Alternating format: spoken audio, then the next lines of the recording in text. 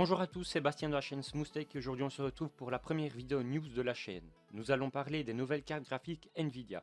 Je vous ai fait un petit résumé des différentes rumeurs et de ce qu'il s'est passé avant l'annonce officielle d'Nvidia qui s'est déroulée le 20 août. Il y a eu quelques fuites et à quasiment chaque fois les nouvelles cartes changeaient de nom. C'est passé par GTX 1180 par GTX 2080. Comme le montrent certaines informations contenues dans des logiciels ou dévoilées par certaines marques. Lenovo par exemple qui avait dit pendant l'E3 que la série Nvidia 11 serait également intégrée dans les nouveaux PC Lenovo. Mais apparemment, quelques jours avant l'annonce, elle s'appellerait bien RTX 2080. L'une des premières hypothèses de pourquoi RTX à la place de GTX viendrait du fait que Nvidia veut mettre en avant le Ray Tracing, une technologie de rendu et d'effet de lumière et de réflexion en temps réel de manière très réaliste. Une vidéo de Nvidia contenant plusieurs indices avait été déchiffrée par le site Videocard et le RTX signifierait Raw Text et cela serait bien RTX 2080 et pas RTX 1180, comme le montrent les différents extraits de la vidéo. Nvidia faisait son maximum pour éviter toute fuite pour que la conférence du 20 août soit l'annonce officielle, pour que rien ne soit divulgué et pour que la surprise reste complète jusqu'au moment de l'annonce, mais PNI,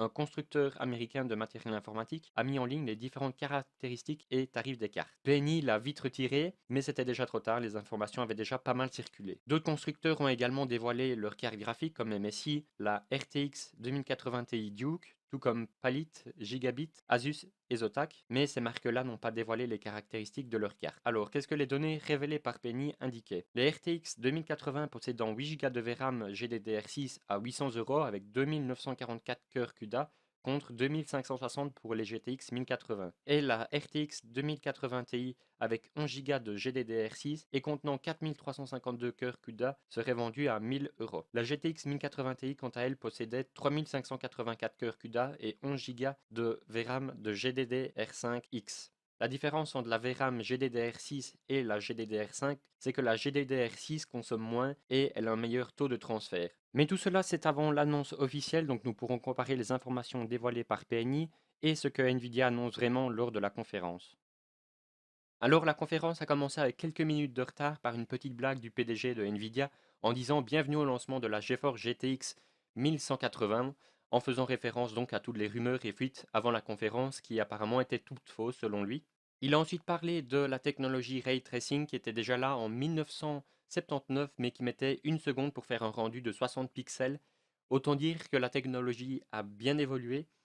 Il y a eu après une comparaison avec l'architecture Pascal, donc l'ancienne architecture qui mettait 308 millisecondes pour rendre une image contre 45 millisecondes pour la nouvelle architecture Turing. Cette architecture utilisera un mélange de rendu classique et de ray tracing. Je ne vais pas rentrer dans les détails de la composition, mais si vous voulez quelque chose de plus complet, n'hésitez pas à le dire en commentaire, on pourra faire une vidéo sur cela. Et donc ça change la manière de rendre les images, de calculer, la façon de fonctionner en général. Ce n'est plus du tout la même façon de rendre les images. Le PDG met aussi en avant le fait que les cartes graphiques évoluent beaucoup plus vite au fil des générations que les processeurs. Il donne aussi un autre exemple, les superordinateurs avec 4 voltas sont aujourd'hui moins puissants qu'une carte avec l'architecture Turing. Le PDG a ensuite expliqué les nouveautés au niveau des cœurs CUDA qui sont maintenant assistés. Lorsqu'il manque des pixels, des cœurs Tensor les retrouvent grâce à l'intelligence artificielle, en utilisant donc le deep learning. L'ordinateur apprend chaque jour, il est aussi capable de générer une meilleure qualité, jusqu'à 64 fois la résolution d'origine, grâce à Nvidia NGX, un réseau neural avec tous les apprentissages déjà faits auparavant. Et pour avoir accès à tous ces apprentissages faits en amont chez les développeurs, il faut simplement télécharger les drivers Nvidia. Après les explications un peu plus techniques, il y a eu beaucoup d'exemples pour montrer la capacité de la nouvelle architecture qui améliore les effets de la lumière et les réflexions en temps réel dans les jeux. La lumière ne va pas frapper la surface de la même manière en fonction de la matière et des matériaux qui composent les objets. Il y a aussi un nouveau anti-aliasing, le DLSS, qui permet de rendre les images encore plus nettes.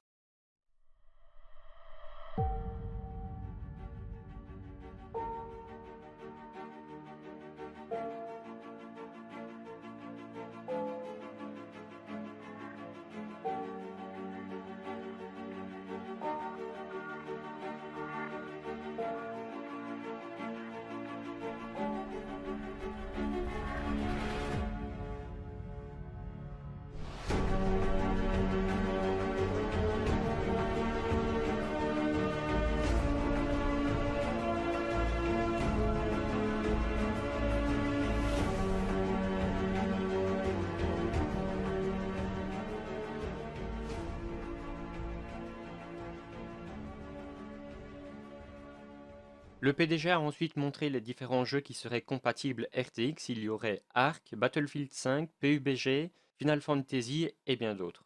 Et ensuite, après cela, il est enfin passé à la présentation de la carte Founder Edition qui comporte 2 ventilateurs au lieu d'un sur l'ancienne architecture. Les cartes seront disponibles le 20 septembre, mais il est déjà possible d'en précommander. 800 € pour les RTX 2080, ce qui fait à peu près 900 € avec les taxes et la conversion dollar-euro. 1200 $ pour les RTX 2080 Ti, soit 1250 € plus ou moins. Et pour la RTX 2070, qui n'est pas encore en précommande, elle serait plus ou moins à 600 $. Alors au niveau des caractéristiques des nouvelles cartes, elles sont exactement les mêmes que celles qui avaient fuité par PNI. Voici un petit aperçu ainsi qu'un comparatif avec l'ancienne génération.